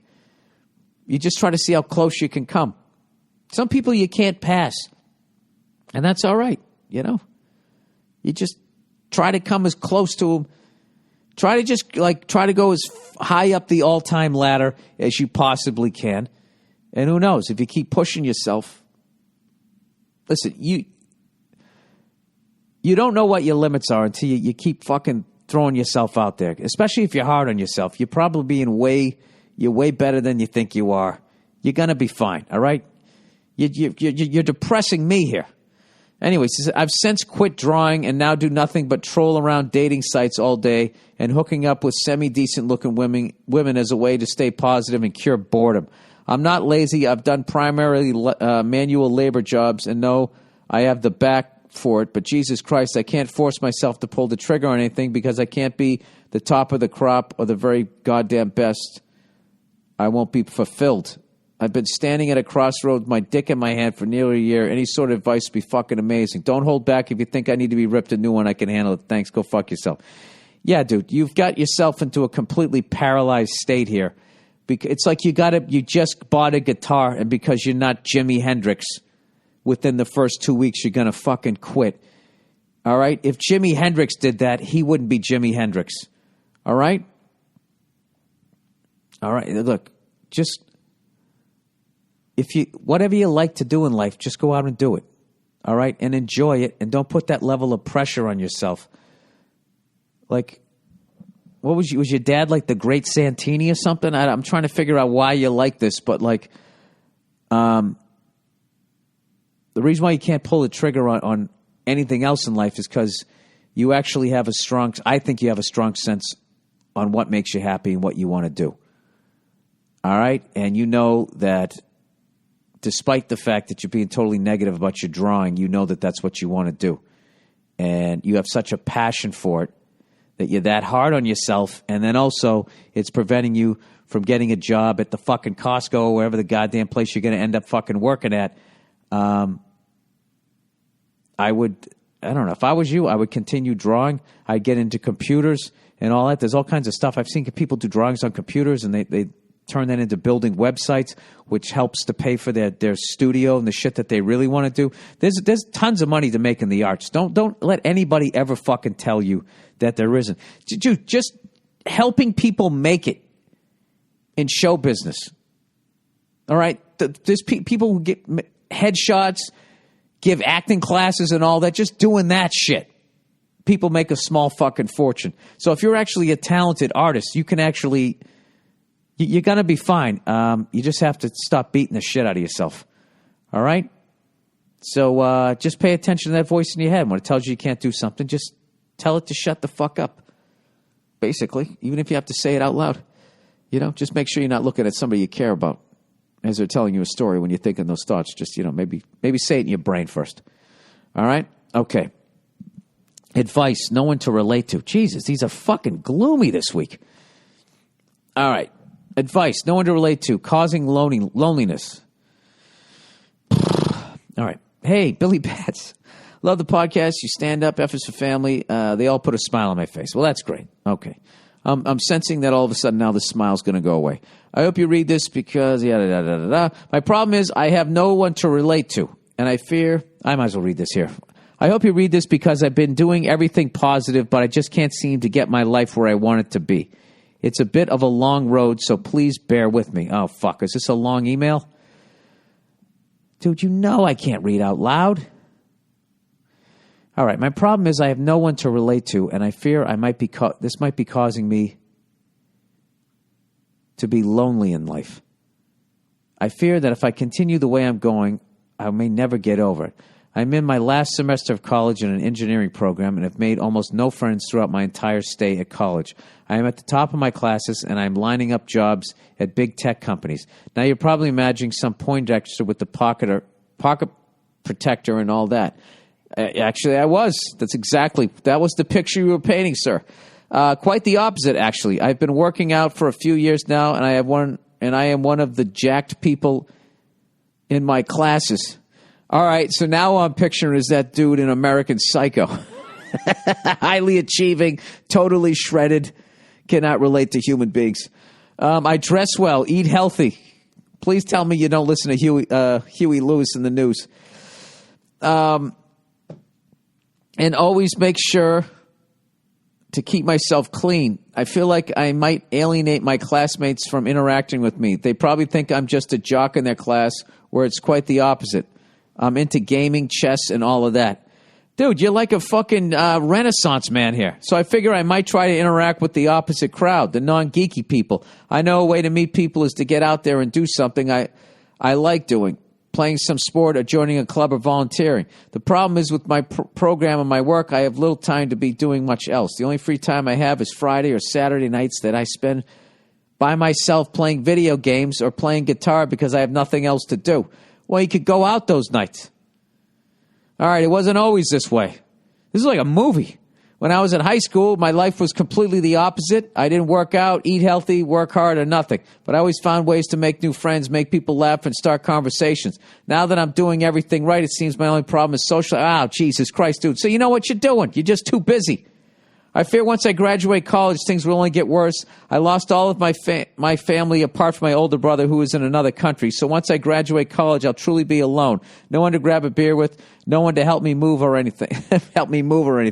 Despite all this, I try to be positive and thankful for what I have and what I have accomplished. Sorry for the long email and go fuck yourself. Yeah, dude, you already know how to make friends. You need to make time to do it. Playing video games by yourself is very antisocial. Playing guitar is always cool. That's fun. Why don't you play guitar with somebody else? Find somebody who plays drums or play bass. Get together, do some covers,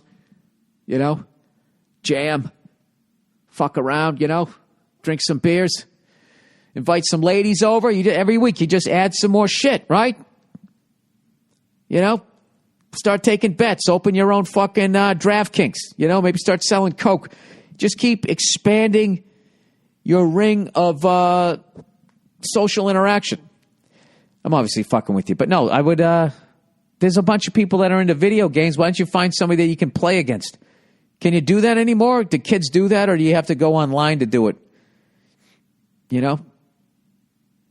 Is that like corny now? Doesn't two people not sit next to each other with an Atari with the joystick and the one red button? Are we past that? I don't fucking know, but it seems like you know how to do that stuff. You just got busy. And with all your achievement, sometimes, when you go after a goal, some things suffer. All right? I've talked about this numerous times when I was on,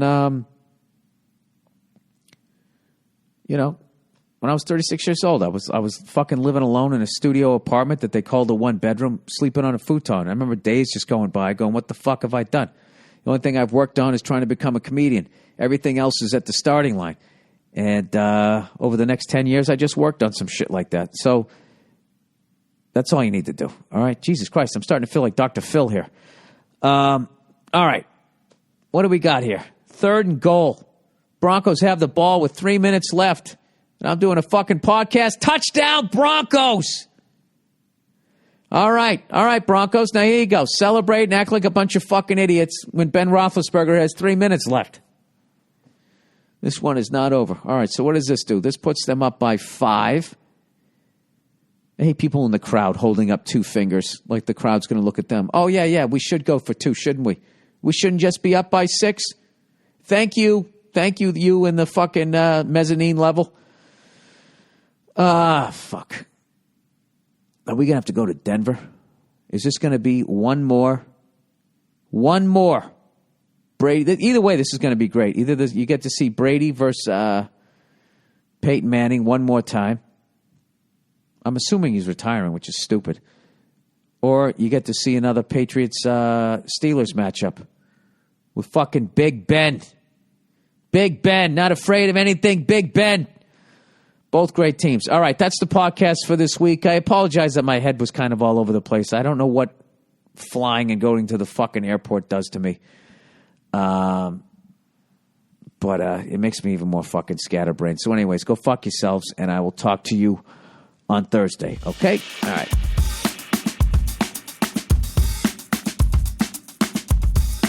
Hey, what's up, everybody, and welcome back to the number one sports show. I'm doing my best, Paul Verzi. The Anything Better podcast with me, Bill Burr, Jake the Snake, Andrew Themelis, and unfortunately, Paul Verzi has morning sickness. No, from all those years of the Knicks fucking him. No, Paul Verzi is sick this week. Whatever. I don't know what. If he had what I had it a few weeks ago, about a month ago, this stomach flu that was just, it was epic. Anyway, but he's not going to be here this week, so you're going to have to deal with me. I'll try to talk to the other people as much as possible so you're not annoyed. Anyways, let's talk about BetMGM with the best betting lines in the business. Bet $5. You get $158 instantly. There's a fucking algorithm. Why not 155 or 160? $158 instantly. Place your first BetMGM Sportsbook wager through BetMGM Sportsbook mobile application for at least $5, and you will receive 158 threading the needle instantly in additional winnings, regardless of your wager's outcome. How to get this offer? What you have to do is download the BetMGM Sportsbook app on iOS or Android. Or visit betmgm.com, sign up and deposit at least $5 into your newly credited account. Place a wager in the amount of at least $5 at standard odds price. Once you have placed a bet, you will receive 158, not 57, not 59, $158 in bonus bets, regardless of the outcome of your wager. All right, let's get to it here. I'm here with Jake the Snake and Andrew Themelis. All right, here we go. Before we get started, dude, I just had the dumbest fucking argument with my beautiful wife. Dude, I swear to God, she knows every single restaurant, every coffee shop. She knows every fucking, it's literally, there's no way to surprise her. She goes online. Oh, I went online and I looked at the menu. Like, there's always something of, I've already been here. So for fucking 20 years, I've been trying to surprise her. All right? So I find this fucking coffee shop, right? Super, like, cute place where you can bring your wife or your girlfriend. You know, they got quiche and all those stupid little fucking muffins and a bunch of different drinks. It's a nice place. It's a little upstairs thing, right? So I tell her, you know, drop the kids off at school. I tell her, okay, I'm going to take you to this coffee shop. And the whole way over, she's like, you going here? Are we going to this place? It's just like, will you stop it? Just let me fucking do this. So we pull into the place and I'm like wincing, knowing somehow she's already been here with the girlfriend or they had a mommy meeting there or something. And I pull in, she's like, what is this place? I didn't know about this place. And I'm like, yes, fucking did it. Okay, first thing we do, we get out of the car. And they have like a front door, but you can't go in it. You got to go in the side door. And the first thing walks around, she's like, honey, I think we're supposed to, she's already telling me how to go into the fucking place that I've already been to. And I'm like, no, you got to go around the side. I just shoot her a look and she starts laughing. She starts laughing because this is what she does. So we go in there and she's like, oh my God. Like exactly what I wanted. This place is so cute. And all of this shit. And then you know what? You know what, Jake and Andrew? She finds out the name of the place. You know, McGillicuddy's or whatever. She's like, McGillicuddy's. Wait a minute. Is this the McGillicuddy's from downtown? And I'm going, oh, fuck. And then she goes up there and has to ask him. And then she comes back. It is. They just moved. I was so fucking... like, just heartbroken. You're going to need and to I was just like, there you go. All right. So you haven't been here, but you've been here. And and then all of a sudden, I was being a dick. And she said, what? I'm just curious. No, it's just, dude, 20 years. Any gift I give her, I know what this is. I know what this is. Can you imagine if I did that? It's a cigar holder. They would fucking cry. You're gonna need to like sketch. They would literally comedy. fucking cry. She does it to me it's literally Charlie Brown trying to kick the fucking football. And I just said to her today, I go, I am fucking done. I'm taking you to McDonald's from here on out. You want to go to a fucking place? You pick the place where you already know. You've already been there. You already know the fucking menu. I am done. I am done. And then, the whole rest of me is she's like, I'm the dick. Mm-hmm. Yeah, you're gonna need to like create, start a business from scratch. Like start a business from scratch. So it's like one of those shows where they surprise people. Some douche on Instagram would be like, "What is this?" And they would film it, and she would somehow see it. Yeah. You know what the greatest part about all of this? At the end of all of this, I'm gonna have to apologize.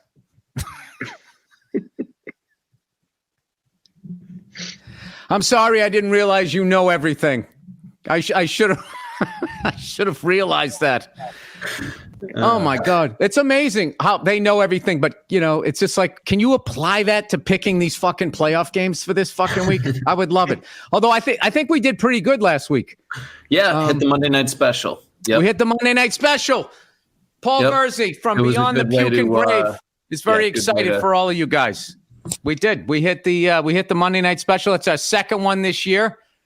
Even with all the new restrictions. I'm not going to keep using that as an excuse. Let's just talk about last week's playoffs. I don't know. I didn't see anything. The Texans just beating the shit out of the Browns. I don't know what to do with that game. Jake, what do I do with that? Do I just sit there and say the Browns were just not up for the fucking challenge? Or am I really, because the trap game I feel like this week is the way the Texans played last week, and for some reason are 9.5-point underdogs. They're just dangling that carrot. Come on, man. Jump on the line.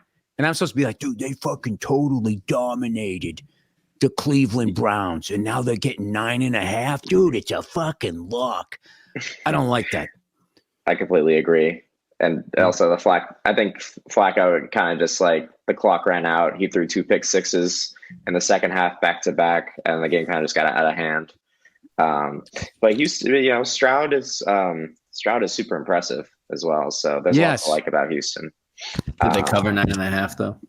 It's a big number. They could easily backdoor cover it, like I was telling Andrew. But oh God, yeah, I think I haven't had a backdoor cover this whole fucking year.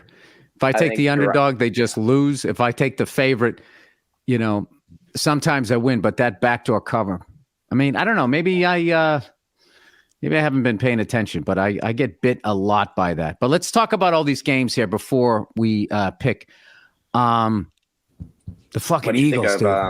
What'd you think of Dallas getting blown out as well? Did they? They kind of got blown out in the first half and then played with them for the rest of the game. And I feel like that's what nobody's talking about. For as much as they got blown out, they let up 400 yards passing, and everybody's trying to tell me that was garbage time. I don't think the third quarter, the end of the second quarter into the third quarter was garbage time. I'll give you some of the fourth quarter where they probably started pulling some people out. But like at the end of the day, they were up 27-0. They only won by 16. They let up 400 fucking yards. I am a big fan of Jordan Love, big fan of their offense and all of that type of stuff. But that secondary, I wasn't too impressed with. Did they just decide to stop trying? We're up 27. We can chill. So I don't find that victory over Dallas as impressive. I don't look at them like, they're going to go in and be these world beaters, and they're getting 9.5 against the 49ers. I fucking hate this week. And then you had the Eagles, dude, mercifully ripping the Band-Aid off and just getting out of the playoffs. Then I love how they're Nick Sirianni's on the fucking hot seat. It's like they took his offensive and defensive coordinator. This is what happens when you go to a Super Bowl. I still believe in that guy, and he's a fun guy to have. Just emotionally volatile. It was just like, oh my God, people are having a ball with him. See ya! All that dumb shit he was doing. And then people had the meme, am I getting fired this week? And they had that stupid nod that he did. when he does that nod, what I don't like about the nod is he looks dumb. It's so crazy. But I know he isn't. Like, I don't think it's I mean, what do you think happened down there? Somebody must have gotten hurt. I don't know. Somebody's trying to say, oh, they lost to somebody and they tried to say that they exposed him. I love when they say that. They exposed my team figured you out, like the 49ers or something. I don't know. But I don't think that they're gonna get rid of that guy. Although I will say next year he does need to win early and often. And I almost think he needs to win 2 playoff games next year. How brutal a job is that? Right. That's what I was going to say. I mean, it's not as hard as trying to surprise my wife with a new fucking restaurant, but I mean, it's definitely up there. I mean, he made the Super Bowl and he still won 11 games this year. It's not like they didn't have a decent season, until the end there, but they still beat the Chiefs and the Dolphins and the Cowboys. Well, all right. So segue. No, they did, but then they just something happened. I think Jalen Hurts was hurt. They didn't have their number 1 receiver. I think there was something beyond that, and then everybody just looks at. I just love how Sirianni was on Inside the NFL, and they were just talking about him like, dude, you're the new fucking genius. Like, what are you doing here? And then a month later, it's like Nicky's on the hot seat. It's so quick to fire these guys. It's crazy. I can't imagine how. Well, what do you think about the Cowboys are going to stick with Mike McCarthy? That's crazy. I was going to ask you. That's absolutely crazy. That's crazy. I don't think Jerry Jones is a good owner. I just think he's an owner with a lot of money. He's got a lot of money, and he built this big. He treats the Dallas Cowboy fans like his side piece. Like how those French kings back in the day, they'd have like a side piece and they'd literally build a castle for her just to shut her up. I feel like that's what he did with that stadium. Like, look how big it is. This is the biggest goddamn bathroom in all football. We got the biggest fucking TV. And we got the biggest dome. Look, this fucking place is big. It's bigger than anybody's shit. And then meanwhile, the Cowboys don't win anything. But they can be proud of their stadium or something. Like, I don't think... I remember I took a tour of it, and they said how Jerry had an express elevator from his suite to get down to the field as soon as possible because he wants to be like all up in it when they win. He has like that Steinbrenner thing. Like I never liked owners like that, where like when the team's losing, like they publicly have to issue a statement. Like, what did Jerry say after that loss that was informative? That disappointing loss, he had to go on camera and inform all of us that he was indeed upset with that disappointed. It's like, thanks, Jerry. I didn't think you were fucking doing cartwheels. And I don't know. I look at like trashing coaches like trashing other comedians publicly. It's just not something I would do. You know what I mean? So it's a brutal job. It's a tough fucking job. I don't know. I mean, when you're down 27-0, all right, and some of the sloppy tackling and shit like that, it's like, is Mike McCarthy supposed to put a fucking helmet on too? Like, I don't know. I was surprised. I thought that they were going to, make a move. So I would have loved to have been in Dallas when they said that they were keeping him and just put on sports talk radio just to hear all these people. I mean, what the fuck are we doing? I mean, they spent a lot of time hating him as the coach of the Packers. Not that they were like, I mean, for a stretch, obviously they were winning most of the games, but yeah, like, I mean, then they're like, all right, fine, we'll get him. Maybe here's where it'll work.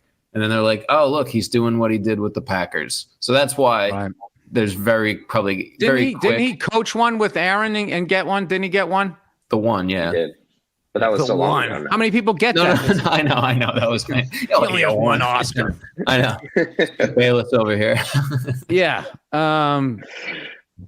Yeah, I was surprised at that. I wasn't surprised that the Eagles are sticking with Sirianni. That would have been stupid to fire him.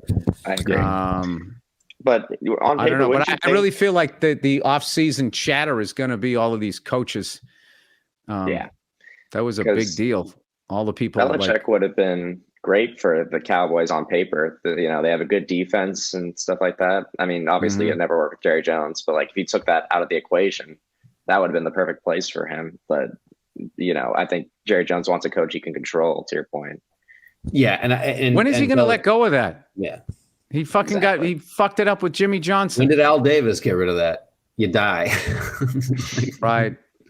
Well, Al Davis, I don't think he was overly. But he was another guy. Different.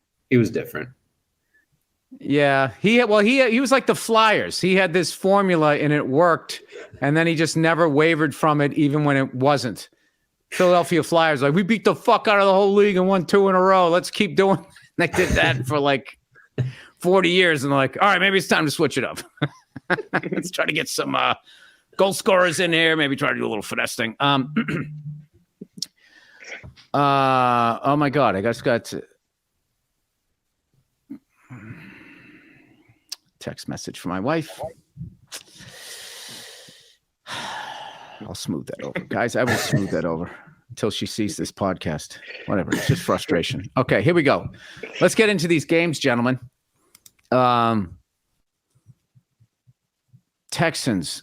This is so weird without Paul Verzi. This is like, the starting quarterback is like down, and I'm coming in off the bench. Texans plus 9.5 at the Ravens minus 9.5. The obvious pick here is the way that the Texans absolutely dominated last week, and the way that they've played all year is to take 9.5 points. But I just feel like, I don't know. It's like, does Vegas know something, or is this just a way to get money on both sides of the ball because everyone's going to take the Ravens? I think could just be a take point the Texans. I mean, Ravens. Oh, sorry. Go ahead, Jake. This is a coin flip to me. I just think everyone's going to take the Texans, actually. To your point, you talked about it earlier. Everyone's going to be all excited about Stroud and how they blew out Cleveland. And they think, this will be a good game. But, I think, I just feel like that. Are they still too young or whatever? Is this going to happen with experience? Everybody's healthy on the Ravens?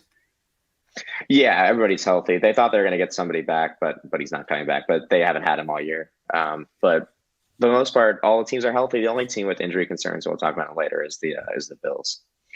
All right, then I'm gonna take the Ravens. I'm not. That feels like a sucker bet to take the Texans plus 9.5, and it also feels stupid to be laying 9.5 in the fucking playoffs. But I'm gonna take the Ravens. I'm going with the Ravens on that. And we have Paul Verzi's picks, right? Who did Paul take? Paul took the Texans. He did. All right, and look, who's better picking games? Paul or me? We both know either Paul. Way. All right. Packers plus 9.5 at the 49ers minus 9.5. Jesus Christ. 9.5. I just feel like this is going to be big boy football. They're not ready for it yet. 49ers have too many weapons. I know last week was an impressive win, but I just feel like the Dallas Cowboys, their problem is ownership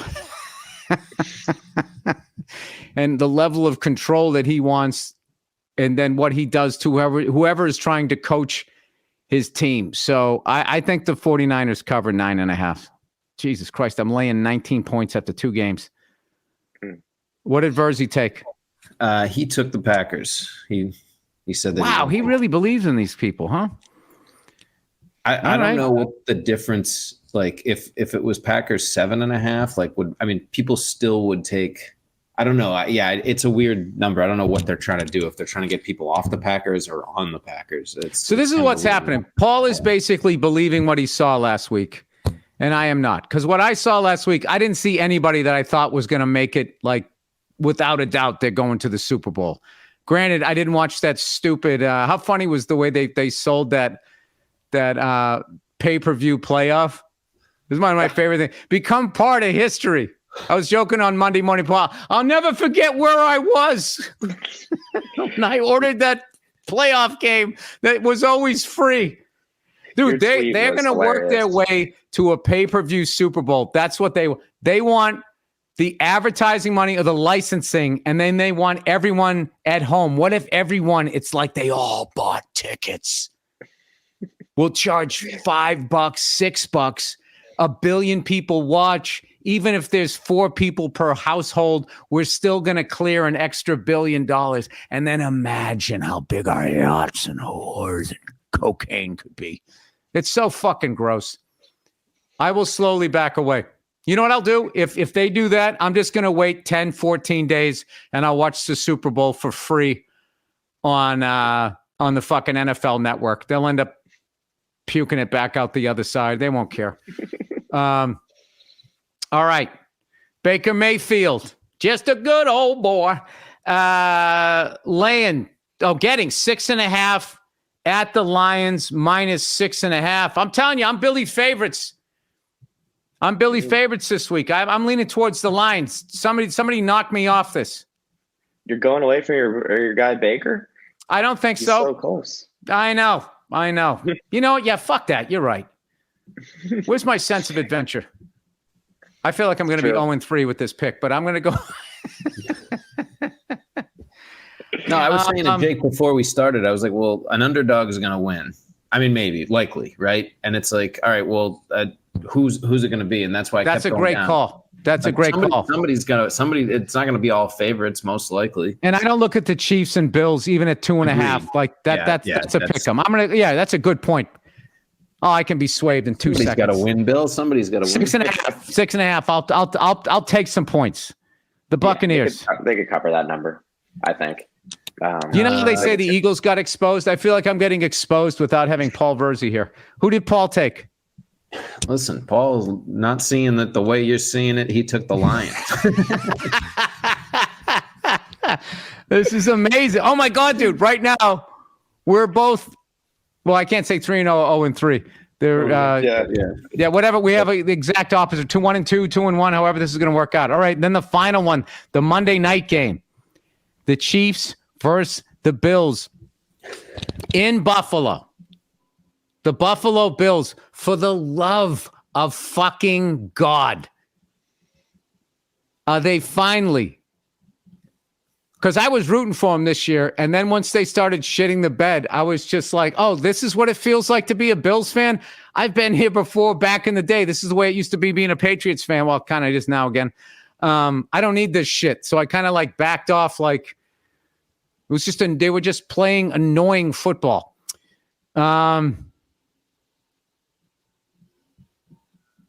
Jake, who do you have? You know what? You know what, dude? You know what? I love the Bills and I want them to win, but this is about money. Okay? And until the fucking Bills prove their entire history wrong, I mean, I have to go with the Chiefs. I have to go with Patrick Mahomes. I almost said Andre Reed. Andy Reid and Kelsey and those guys. Listen, who gives a fuck? This is the deal. My money, I'm going to bet the Chiefs. My hat, I'm rooting for the Bills. So I'm going with the Chiefs plus 2.5. Paul Verzi. What do you take? What's Verzi got? Verzi actually picked the Bills. He did. Wow. Head to head on every game. Has that ever happened before? I don't think so. Yeah. This is good, though. So this is good. Replacing Paul Verzi. This is going to be like a definitive. Like, unless, you know what sucks if we both go 2-2. This is what I want. I want a 4-0 or 0-4. Yeah. That's what I want. Yeah. Like when you fill out those surveys, they want that strongly disagree, strongly agree. You're looking for a very clear. This is literally like blue state, red state. How much differently they think. Okay. The leaf blower guys here. It's crazy. We're good. No. I'm good. So let's do the Monday night special. I need Paul Verzi on this one because I feel like last week we won because of him. He didn't offer up anything on that. He did the weekly picks. Yeah. So dude, he offered up his insides since he was puking through all of this. When he told me, he goes, "Guys, I can't do the podcast. I've been puking all night." And I wrote to him. Or did you watch the Knicks last night? Yeah. And even in the midst, this is how diehard he is. Even in the midst of being that sick, he still had the energy to text. They've won 7 of their last 10. When I read the text, I didn't even know he was puking yet because I thought it was just Knicks talk. I had to scroll up to realize he even said he puked. And no. Listen, if you don't like Paul Verzi, you don't like America or Sicily or Greece. The man is just simply an ambassador of positivity and support. That's why this show works. There's the balance. I'm the curmudgeon. All right, so let's do Chiefs Bills. Well, I don't like this because he picked the Bills, so I don't know what he would think about the special, but we're going to have to go with this.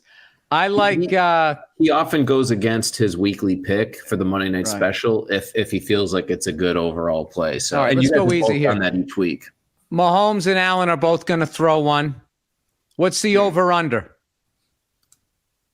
45.5. I like the under because last time they played, they had that circus of a game.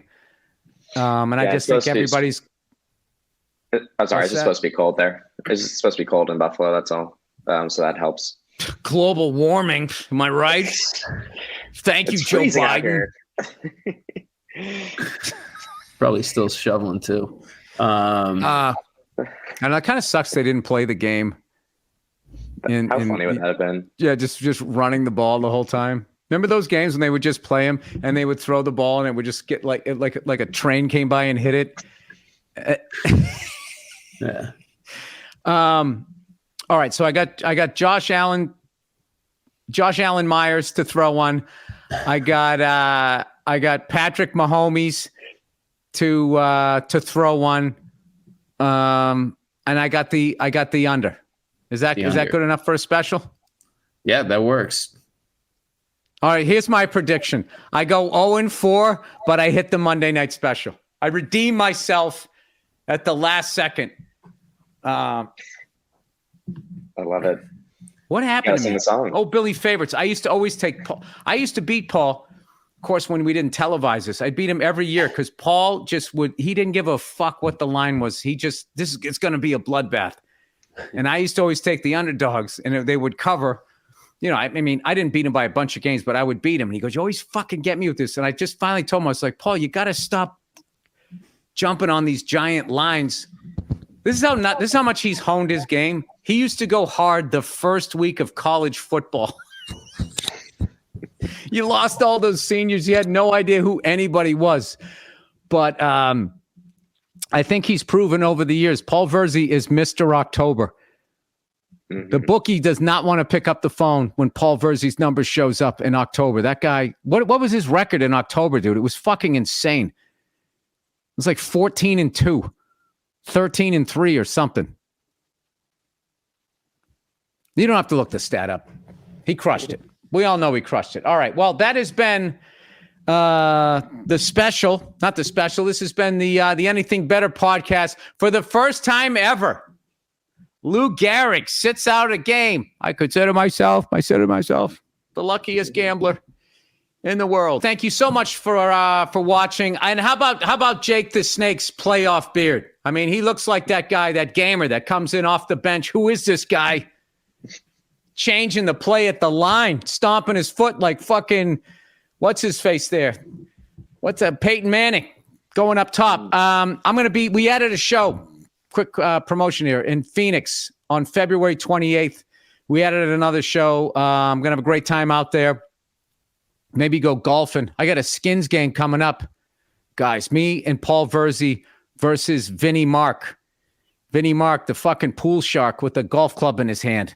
He's going to try to take us for a bunch of money. So what I'm going to try to do is get a high handicap and then take lessons between now and May. Try not to putt past the hole and fucking 5-putt.